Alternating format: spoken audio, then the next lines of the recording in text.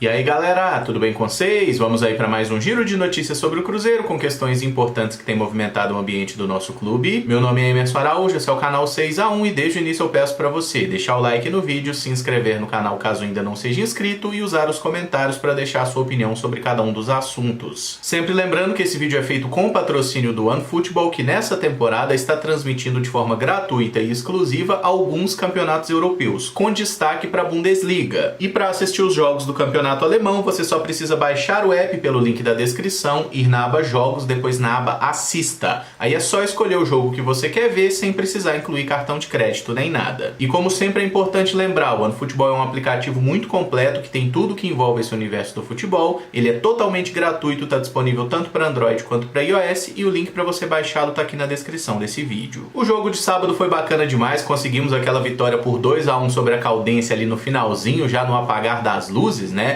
O Cruzeiro fez um primeiro tempo muito ruim, saiu perdendo com um autêntico gol cagado do adversário, né? Um chute que desviou no Maicon, traiu o Rafael. No segundo tempo a gente deu uma melhorada, pressionou, criou oportunidades, empatou com o gol do Giovani e conseguiu a virada no finalzinho com aquele gol do Edu, né? Um gol de muito oportunismo, um gol de camisa 9, que parece que agora a gente volta a ter um artilheiro. E tava até vendo uma matéria no Globo Esporte que desde 2019 o Cruzeiro não tinha um atacante que nos 4 primeiros jogos da temporada marcasse 2 gols, né? Naquela oportunidade o Fred e o Raniel conseguiram isso e dessa vez o Edu tem 4 jogos, 2 gols marcados, seriam 3 se não nos tivessem tirado aquele gol legal dele contra o América. Mas é animador ver como o Edu parece estar feliz aqui no Cruzeiro, né? Desde as primeiras entrevistas, quando ele ainda não tinha sido contratado, é um cara que sempre mostrou muita vontade de estar aqui. Tá trabalhando firme, tá conseguindo fazer os gols, que é a coisa mais importante para um centroavante, né? Tem se movimentado, tentado jogar. 2 partidas ele foi titular, outras 2 partidas o Thiago foi titular. E acho interessante que esses 2 jogadores podem ser úteis por terem características diferentes. Naquele primeiro momento parecia que o Thiago sairia na frente, né? Mas o Pessolano deu o primeiro jogo pro Thiago, os 2 fizeram gol. Nas 2 partidas seguintes o Edu foi o titular, acabou não marcando gol, marcou contra o América, mas não valeu, né? E dessa vez o Thiago é titular mais uma vez e quem volta a balançar as redes é o Edu. Então nos 2 jogos que o Edu fez gol foi aqueles que ele começou no banco. Na partida de quarta agora vamos ver, mas eu acho que a tendência maior é que o Edu volte a ser titular e tomara que ele consiga balançar as redes começando de início também. Outro nome que vale uma observação é o Giovani Piccolomo. Ele marcou o nosso gol de empate, mas foi expulso de forma infantil no fim da partida por se desentender com o adversário e depois ainda xingou o juiz, o mandando tomar caju. Destempero do Giovani Piccolomo é uma coisa muito comum, né? A gente viu em diversas oportunidades na última temporada e parece que o tempo não tem melhorado nesse sentido. Apesar de ser um jogador bem experiente, beirando 30 anos de idade, é um cara que tem um estopim muito curto, né? Qualquer coisinha tira ele do sério e acho que na partida de sábado especificamente, cara, foi uma expulsão muito idiota, tá? O juiz é ruim, é aparecido, mas o juiz não estava prejudicando o Cruzeiro de forma deliberada como aconteceu lá na última quarta no duelo contra o América. Não precisava ter dado aquele chilique todo, porque o cara queria fazer uma cera ali. O Giovani passa muito do ponto nesse tipo de situação. Só que acompanhando um pouquinho as redes sociais, especialmente após o jogo, né? Eu vi muita gente questionando isso. Parece que as pessoas precisam se dividir entre quem ama o Giovani Piccolomo e entre quem odeia o cara, sendo que ele, a exemplo de praticamente todos os outros jogadores do elenco do Cruzeiro, é um atleta mediano, é um cara que tem algumas virtudes, tem alguns defeitos, talvez mais defeitos que virtudes, aí depende da forma como cada um enxerga, mas ele é um cara útil no elenco. O Giovani conseguiu fazer um gol de falta que ele foi bem inteligente na jogada ali, né, cobrando rasteirinha, aquela bola que é sempre muito complicada, mas ele também tem momentos de absoluta estupidez, gente. Jogador que atua no Cruzeiro, no estágio que a gente está hoje, ele não é craque e ele provavelmente não vai ser um completo pereba também. Alguma qualidade o cara tem. E eu não consigo entender muito bem por que essa bipolaridade que grande parte da nossa torcida tá adotando, sabe? De que ou tem que exaltar o cara até a última potência ou tem que tratar o cara como um lixo. O Giovani é um cara útil, já vai estar suspenso no próximo jogo. O Matheus Silva, zagueiro, também está suspenso pelo 3º cartão amarelo, né? O Giovani não vai ser opção, mas é um cara que pode ser utilizado e pode ser útil sim. É um craque? É óbvio que não é. Talvez não seja nem muito legal você ver um cara como esse assim, né, com a camisa 10 do Cruzeiro.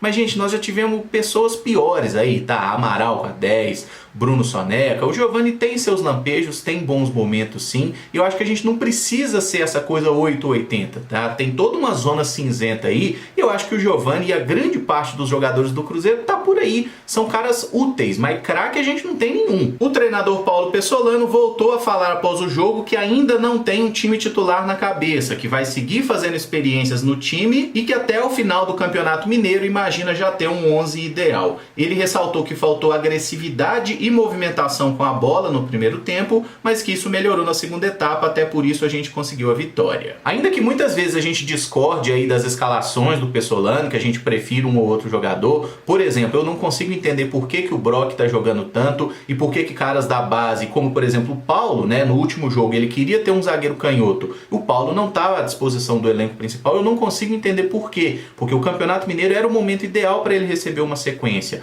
mas aí bota o Matheus Silva lá meio torto, ele joga muito mal, a gente já tá sem o Sidney lesionado, tem coisas que o Pessolano tá fazendo que eu não concordo, mas por outro lado a gente tem que olhar para as ideias do treinador, o plano tático dele. Existe uma organização. O Cruzeiro é um time que quando não tem a bola, ele sabe fazer uma marcação-pressão, ele tenta recuperar essa bola. O Cruzeiro hoje não é um time desorganizado, mas com a bola, nos últimos 3 jogos especificamente, nós tivemos muita dificuldade para criar oportunidades. E é claro que o treinador tem parcela de responsabilidade nisso, assim como a qualidade dos atletas, que nós não temos os jogadores mais talentosos do mundo, alguma questão também de falta de entrosamento, né? Mas eu espero que isso seja melhorado. O próximo jogo, por exemplo, na quarta-feira, 7h30 da noite, é um jogo que o Cruzeiro vai ter um gramado bom à disposição, um adversário que tecnicamente não é dos melhores do campeonato estadual, e a expectativa é que o Cruzeiro consiga fazer um bom jogo de imposição e de preferência com uma vitória tranquila. Porque ganhar jogo de virada, metendo gol aos 50 do segundo tempo é bacana? De vez em quando é, tá? Mas se isso acontece muitas vezes, mostra que o time está tendo muita dificuldade para criar e outras vezes para converter as oportunidades, né? Eu espero que o Cruzeiro jogue um futebol melhor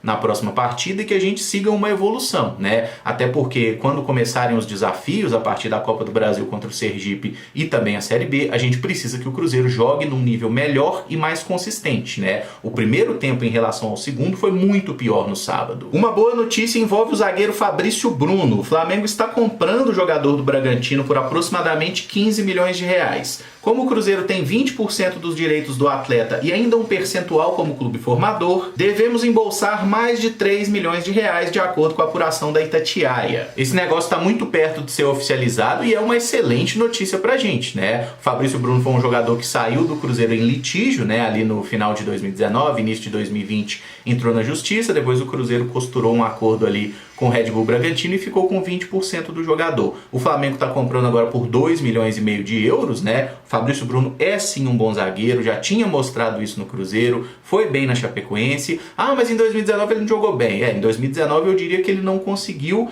evitar coisa pior, mas o Fabrício fez uma temporada melhor do que, por exemplo, o Léo, né? Que era titular naquela temporada e estava ridículo. A forma como ele saiu do Cruzeiro indo à justiça, eu acho que deixou todo mundo muito irritado, muito chateado, né? Por ser um atleta formado na base do clube, mas pelo menos agora tudo indica que ele vai conseguir dar um retorno interessante pra gente na parte financeira, né? Vamos ver se esses 3 milhões realmente vão chegar ao Cruzeiro, se alguma coisa vai parar na mão de empresário, o que vai acontecer. Mas considerando, né, um zagueiro, cria da base, o Cruzeiro não revela ninguém, né? O Flamengo tá comprando aí um zagueiro que foi formado aqui, 2,5 milhões de euros, uma transferência nacional, né? Comprando um jogador de outro clube brasileiro. O Red Bull Bragantino é quem mais tá lucrando, né, com os jogadores que o Cruzeiro revela, mas pelo menos se o Cruzeiro consegue manter um percentualzinho, a gente vai conseguir pelo menos receber uma beiradinha dessas negociações. E vale destacar, esse acordo do Fabrício Bruno, ele foi fechado naqueles poucos dias que o Alexandre Matos esteve no Cruzeiro antes do caso do Ocimar Bolicenho. Vocês lembram disso? Então o Alexandre Matos, que tem todos os seus defeitos, ele conseguiu também costurar uma negociação que pode gerar aí pelo menos um dinheirinho pra gente. E só um detalhe sobre o Marcelo Moreno, até agora não está oficializada a saída do Marcelo Moreno do Cruzeiro. Tudo leva a crer que ele vai mesmo acertar com o Cerro Porteño, não vai seguir por aqui, mas isso ainda não é oficial. Se tornando oficial, a gente fala mais sobre isso. O Moreno até postou no Instagram uma uma imagem ali, com um emojizinho de choro e tudo mais. Parece que não queria deixar o Cruzeiro, né? Mas a verdade é que o custo dele é muito complicado para o Cruzeiro manter nesse momento, e a entrega dele dentro de campo também não justificou. E para fechar, o Cruzeiro tem 2 novos processos trabalhistas. Ricardo Rocha e Maurício Cupertino, que trabalharam no clube em 2020 junto com Vanderlei Luxemburgo, acionaram o nosso clube na justiça. Cupertino cobra mais de 560 mil em salários, multas e honorários advocatícios. O valor que está sendo pleiteado pelo Ricardo Rocha segue em segredo de justiça, tá? Esse a gente não sabe até o momento, mas é aquele negócio, né, gente? Assim, o Cruzeiro faz o acordo com os caras e não paga, os caras vão entrar na justiça. Isso é algo muito natural nesse ponto. O que eu espero é que o Cruzeiro consiga, né, o seu departamento jurídico, negociar bem isso aí para que o Cruzeiro pague aquilo que é justo, aquilo que é devido, né? Salário, por exemplo, não pagou,